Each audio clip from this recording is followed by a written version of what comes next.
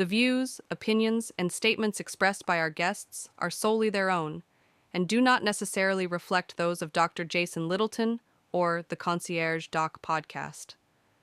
We do not endorse or take responsibility for any statements, claims, or perspectives shared in this content. Viewers are encouraged to conduct their own research and form their own conclusions. Access to the information and materials contained in this podcast is at your own risk. The information contained is presented for the purpose of educating the consumer on a variety of wellness and healthcare topics. Nothing contained is intended to be instructional for medical diagnosis or treatment. The information contained is compiled from a variety of sources. The information should not be considered complete and exhaustive and should not be in place of a visit or consultation with your own primary care doctor.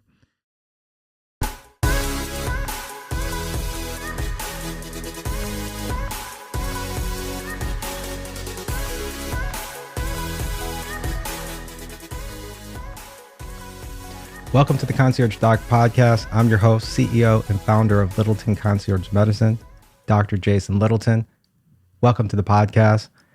Now, today's host, really excited about, because when I talk about an introduction, this is a new introduction that I want everyone to know about into Littleton Concierge Medicine, a physician that I've had opportunity to work alongside with for years now, and someone who I think fits the culture of our practice in Littleton Concierge Medicine. And that's a big deal to me. Culture is a big deal. Philosophy, culture, lifestyle. And you're going to love this physician. This physician is an ER physician, and I want her to introduce herself. I want you to welcome to the Concierge Doc Podcast, Dr. Laura Susi. Laura, thanks for coming on. Hey everyone, I'm Dr. Susi. So nice to meet everybody, and I'm really excited to be on the podcast with Dr. Littleton. Thanks for having me.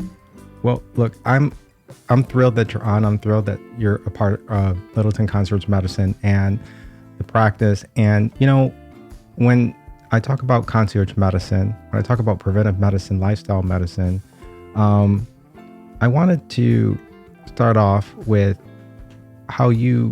what your thoughts are about that and what you will bring to the table and what you think about that.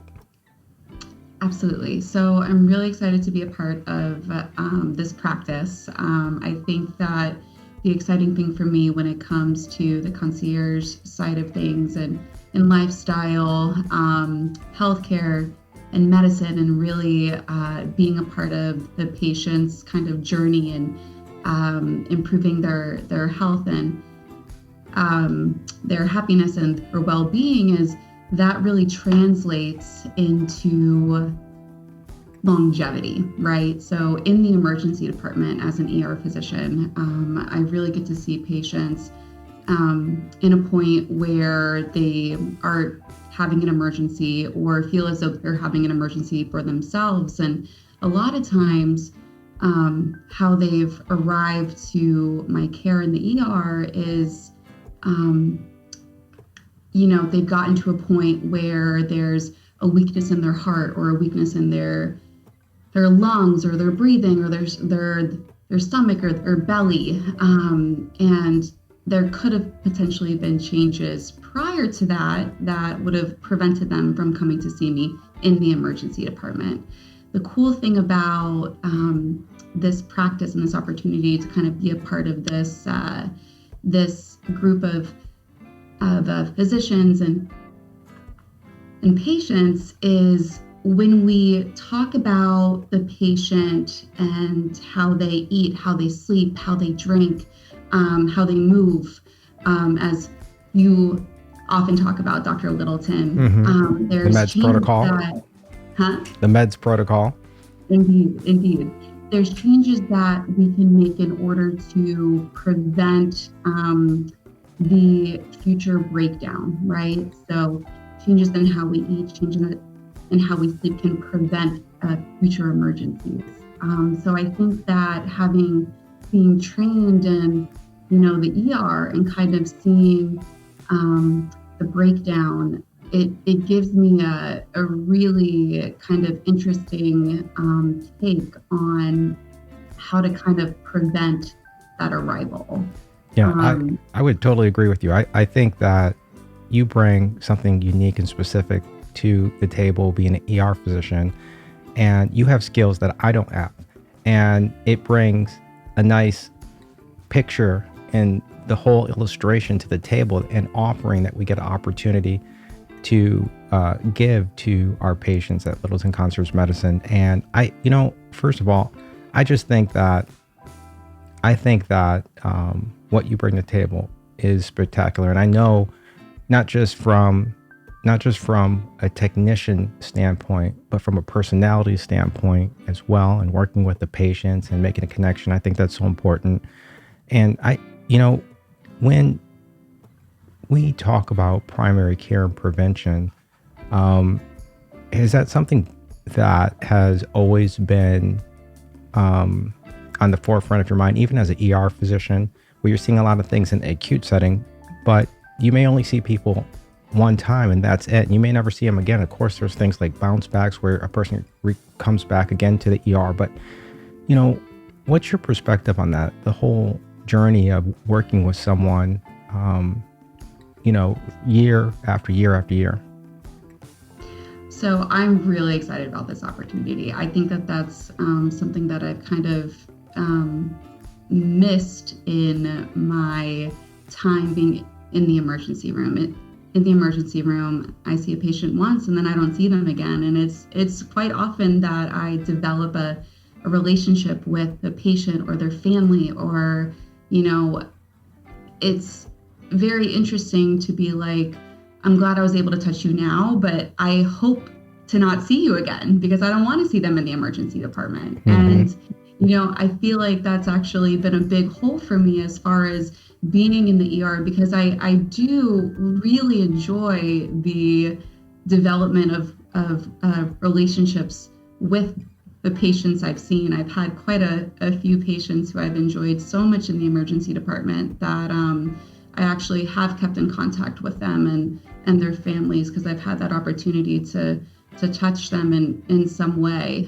So that's something that I'm really looking forward to. I know that I've had the opportunity with you, Dr. Littleton, to meet a couple of your patient families, and I have quite enjoyed the engagement that I had with the patients and their kids and their cats and their dogs, and it's been really, really a great experience, and I'm excited about that opportunity to kind of learn with the patient and their families going forward and kind of check in on them as they go. That'll be a really exciting thing for me. Yeah, I think that's awesome. And, I know that people want to know a little bit more about you and who you are, and, give us a little bio on you. Tell us a little bit about yourself and your college experience, medical school, and all the things that added up to you right now. And maybe one or two hobbies that you like. And I think people want to know. They want to know who you are as their new doctor. Sure, that sounds awesome. So I'm originally from the Tampa area, just outside of Tampa. And so initially for undergrad, I went to Purdue for softball. Actually, I was really, really good at softball. I really enjoyed it. I really enjoyed sports and being active. Went to Purdue, had a shoulder surgery, got hurt, came back home, and ended up going to UCF in Orlando. I always knew that I was interested in the medical field, but didn't really know for sure until I shadowed a vascular surgeon when I was an undergrad, and absolutely fell in love with the whole field. I thought it was so cool. So ended up being pre-med, and then I went to med school still in Orlando at the University of Central Florida again. So I stayed there. I got my MD, and then I actually ended up in Pittsburgh at UPMC for my ER training and residency. And I think then you must have some famous connection with that latest ER show, The Pit, then. Oh, actually, it's so funny. Yeah. So I hear that quite a few of my attendings who trained me were pretty involved in the planning of The Pit, and were some pretty strong advisors on on the show, which is pretty cool. Yeah. It's pretty cool. Yeah. Yeah. So I ended up there, and I ended up there because my husband is from outside of Pittsburgh, and he convinced me to do an away rotation. So I went there, and I absolutely loved it. I knew it was going to be great training, and indeed it was. It was intense, and like you would see on The Pit, right? I mean, right. there's always some things on shows that are kind of funny for us physicians, but how intense it is, that's pretty much how it is in Pittsburgh. So I got really, really great training up there, and then I was able to come back home to Orlando again, and so now I'm practicing here. I'm happy to be back. Yeah, I mean, I think that's incredible. I mean, one thing about just going back to that TV show, I mean, it seemed so fast paced, and was it really like that when you went through your training? Yes, and in fact, it's still like that where I'm currently working now at Advent Health Orlando. I mean, that emergency department it's quite something. I mean, it is fast paced and intense, and you are always on the go, and you're really involved in your patients and your family's acute crises. Your entire shift every single day. So that's exactly how it was in training, but I'll tell you what, it translates to the emergency department that I'm at now as well. Yeah, no, absolutely. I mean, you're obviously making a difference there, and I'm really excited because I know that you're going to make a wonderful difference in the realm of concierge medicine at Littleton Concierge Medicine. It translates so well because in the ER you have to like multitask constantly and, without a break. And in concierge medicine, which might seem more slow paced compared to that, yet there's so many dots that you're connecting on a longitudinal basis with patients that that you're familiar with to give a type of service and hospitality. And, I just think, and I'm really excited about you because I know that your background translates this in a powerful way. And there's a lot of ER physicians who are now doing concierge medicine. More and more, I meet new ER physicians all the time that are doing concierge medicine because it's a new way to connect to your patients. And I just think that, in a lot of different ways, when there are urgencies and emergencies in the outpatient setting, now they have a new angle with a physician who has certain technical skills to actually attack it even in a different way. And I just think that goes hand in hand. Absolutely. Absolutely. And I think it's going to be a great fit. And I'm really excited about it. And I think that my perspective is, going to be really awesome. I mean, even I can't tell you how many times I've had multiple family members texting me, asking me, do I need to go to the ER? What do I need to do here, et cetera? And I'm glad to be able to kind of be that source of information for my patients going forward in the concierge field. Yeah. So when you think about preventive care and longevity, one of the things that I want to spend some time talking to you about is like, how do you actually move, eat, drink, sleep? So when as physicians, we have to take care of ourselves, and we have to make sure that we're fit and focused for our patients, and we're able to deliver top care, but we also have to be in top physical shape as well. And my meds protocol, move, eat, drink, sleep. I was wondering if you could share with us, starting with move, what kind of exercises what do you like to do? How does it lend to your hobbies?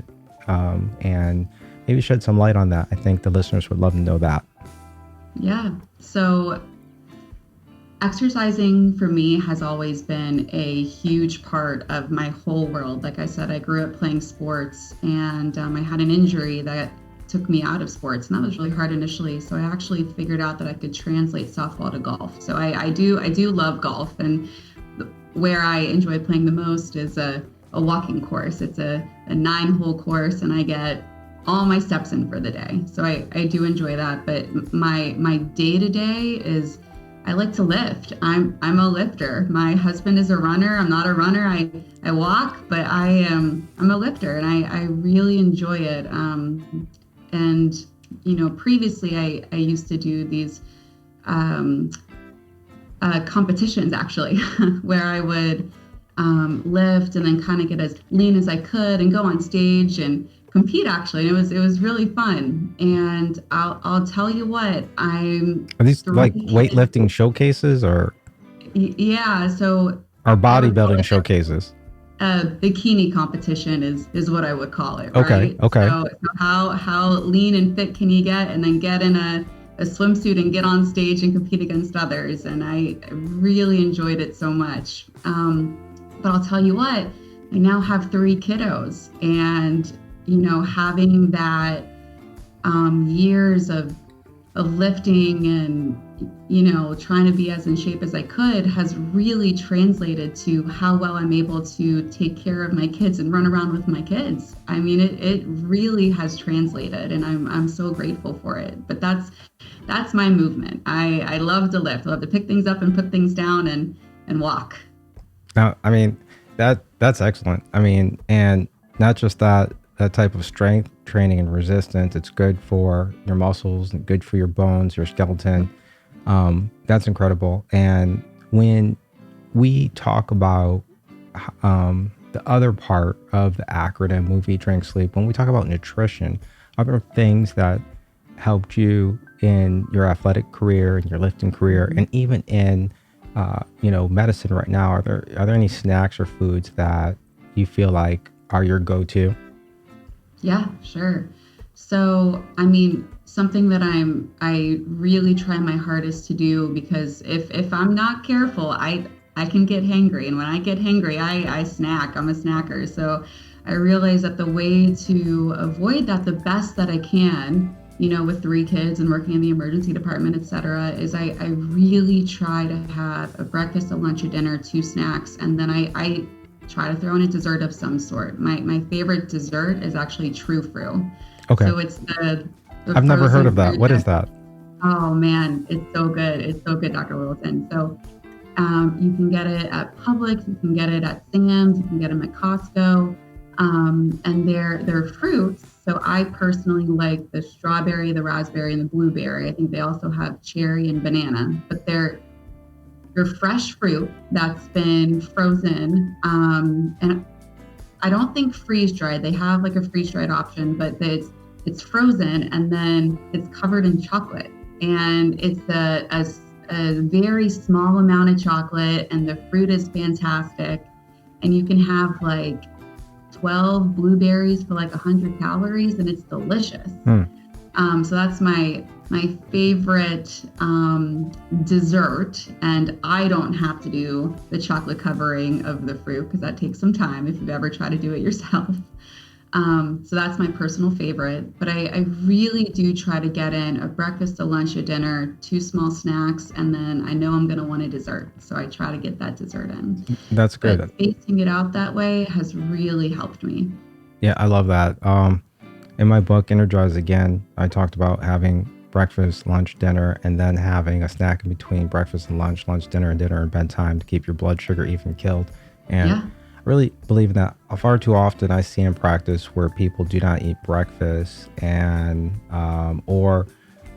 they wait to lunchtime to get something to eat. And it's not that they're intermittently fasting. That's just their routine.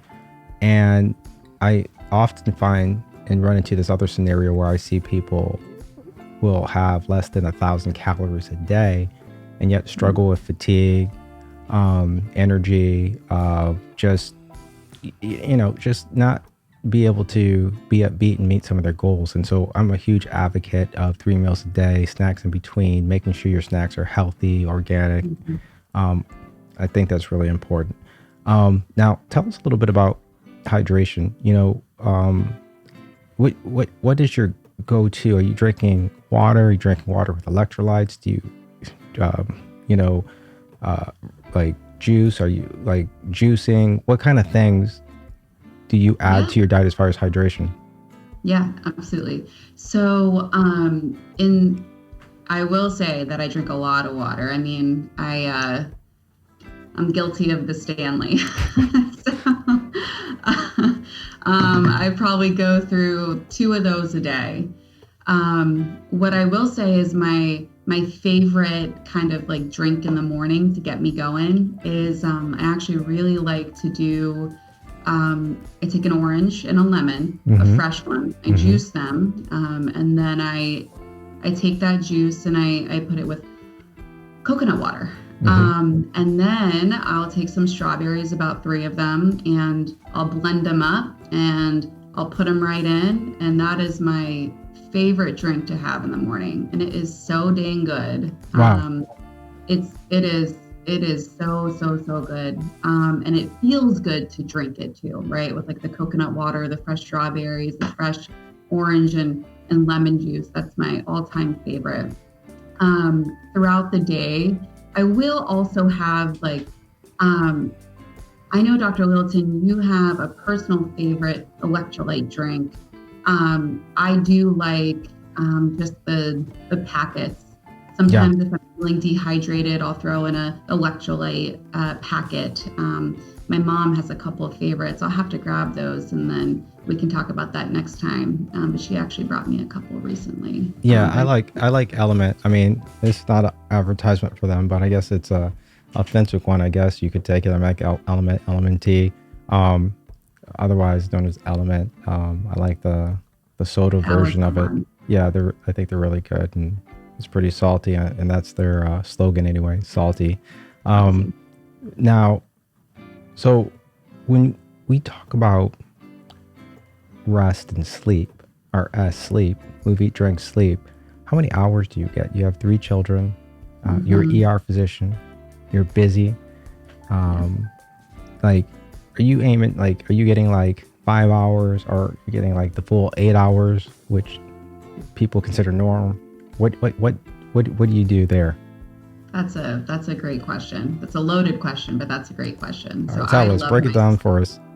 Yep. So I love my sleep. And I think that one of the things that's really helped not only like my health and wellness, but just my happiness and my skin and just my stress levels is getting a good amount of sleep. I can always tell when I don't get a good amount of sleep. So I will say that I am very regimented with my sleep. And I think if you have a very busy schedule, 3 kids, ER physician, everybody has their own busy schedules. I think trying to be sure that you have a, real dedication and relationship with your sleep is important. So I, have 3 kids. My one kid goes down at 7 o'clock on the dot. My second kid goes down at 8 o'clock, and I've got a 1-month-old currently, and his current schedule has him going down at 9. And I will say that once I get my second kid down at 8, I am getting ready for bed. I'm getting in my jammies. I am ready to go so that when I put my 1-month-old down at 9 o'clock, I'm in bed at 9. And that probably sounds early to some people, but I just make sure that I do my very best to try to get that 8 hours. I like that 8 hours. My happy place is about 7. I can function on 6. 5, I'm kind of a mess, but I can make it happen, and then maybe a short nap. But I really, really do my very best to be in bed by 9. I don't have the TV on. I'm turning my phone off. My room is, one time I read when I was in high school that a blue room will help you sleep better. And for whatever reason, that stuck with me. My room is a nice blue color. So I do. I think that probably out of everything that I do, my movement and my sleep, for me personally, are probably the most important. What I put into my body, I would say, is probably second, and then hydration and food is probably second. But for me personally, if my sleep or my exercise is off, I can tell the next day. Yeah. I mean, those are some great tips. I mean, and when you talk about sleep in the blue type of room, are you talking about blue light or kind of No, so my room, I tried my very best to look like a spa. Okay. So the actual paint in my room is That's funny. And I don't a know if nice you've heard me say light that, blue. but I don't know if you've heard me say that, but I say that all the time. Really? Yeah. Yeah. It's in my book, Energize Again 2012, where I talk about you want to make your bedroom like a spa so that you can relax. Because, when people go to a spa, it's like they instantly relax. I mean, they're in this kind of like, wellness environment. It's like you can exhale. And, if you are going to get a massage at a spa, I mean, they don't have, TV in the massage room. They have some sort of like nice, soft tones, low light, some type of nice, like wellness music or music where you can relax. I mean, you don't see newspapers, bills, magazines around or anything like that. So I always say you want to make your room like a spa. So it's funny that you said that. See, and I want to point out to my listeners, see, that's another reason why when I talk about culture and fit and harmonization, she's talking about something that I never told her about. And To be pod. and I said, Varsky's in the background here, my producer, and he just smiled at me when you said that because he knows that's something that we say all the time. That's awesome. That's awesome. Yeah. See, Yeah, I mean, you're perfect. thing. You're perfect. Yeah, you're a perfect fit. Love it. Love it. I'll take it. Yeah, that's awesome. But no, you got to continue what you were saying about that because I want to learn more about this blue room. I've not heard that before. Yeah. So I was in high school and I had a purple room, like a bright purple room in high school. And I remember I read in a magazine somewhere, I'm like flipping through a magazine, like a health magazine, right? And in there it talked about how a blue room is calming and it's the best color you can choose for your room if you need a calming environment in order to sleep the best. And I have since high school, I have had a blue room. Every single room I've had has been blue since then, like a nice light blue. Actually, it's funny, my office color is also a nice light blue. That's incredible. I think one of the things I want to say, and I know you've seen it, we have new version of our practice website, and Dr. Susi's on there with her bio. You can learn more about her there. But along with our podcast being there, we have certain blogs. I think I'm going to have you maybe contribute as a blogger and write a blog about the blue room because I need to know more about that myself. So I mean, that's pretty interesting because I think that if people would sleep better, their bodies would heal better. They would feel better during the day. They'd feel more refreshed, obvious things. But I think, sleep is a stress reliever. Not just that, it helps your body heal, muscles heal, sore muscles, joints. So many things happen, when people sleep. And I just think that people operate, some of the intuitive things, you operate at a higher level, cognitive wise, and it just makes a difference in your attitude, everything. And so I think, that's why, again, it's a part of my, pillars here: move, eat, drink, sleep. Because at the end of the day, I feel like there's so many health fads out there, so many things that you can do. But if you don't do those four basics, move, eat, drink, sleep, I just feel like you're missing something. I mean, there's not a magic pill out there for some of the things that people battle with. And it all comes back to good self-care. And so I just feel like those four pillars are just so important. I could not agree more. And I think that those four pillars are things that everybody can strive to achieve, right? They're achievable goals. Yeah. No, I mean, again, I'm just so thrilled. I'm so excited. And I know that you're getting ready to start next month. We're so excited to have you on the team. And again, for me, it's all about culture, fit, philosophy. You meet all that criteria. I mean, I can't wait for my listeners and patients out there, to meet you in person and to work with you, because it's really going to be, you're really a great addition, and I'm just really excited about this. So, you guys, to learn more about the practice, just go to jasonmd.com, and you can learn more about Littleton Concierge Medicine. Click around and look at, the blogs, the podcast, the bios, everything like that. Again, Dr. Susi, thank you for coming on tonight. I can't wait to work alongside with you. I really appreciate your time and coming on. Yeah, thanks for having me.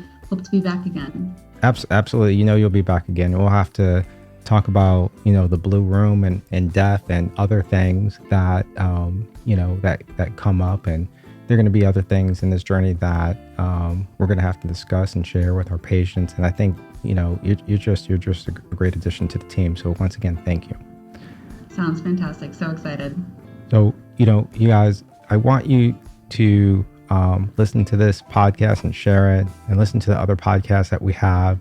I'll obviously go to Facebook, Instagram, Spotify, all my handles, and share it, like it, leave comments. Love to hear from you. If you guys have ideas that you want to hear on the podcast, please share them.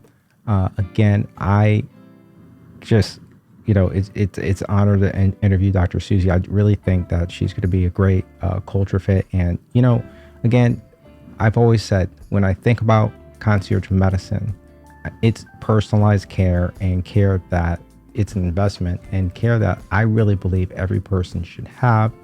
You have to prioritize your health. If you want to know more, again, check out my website or give us a call at Littleton Concierge Medicine. Listen, great to have you guys on. I can't wait till we talk again. I'll see you next time. Thank you.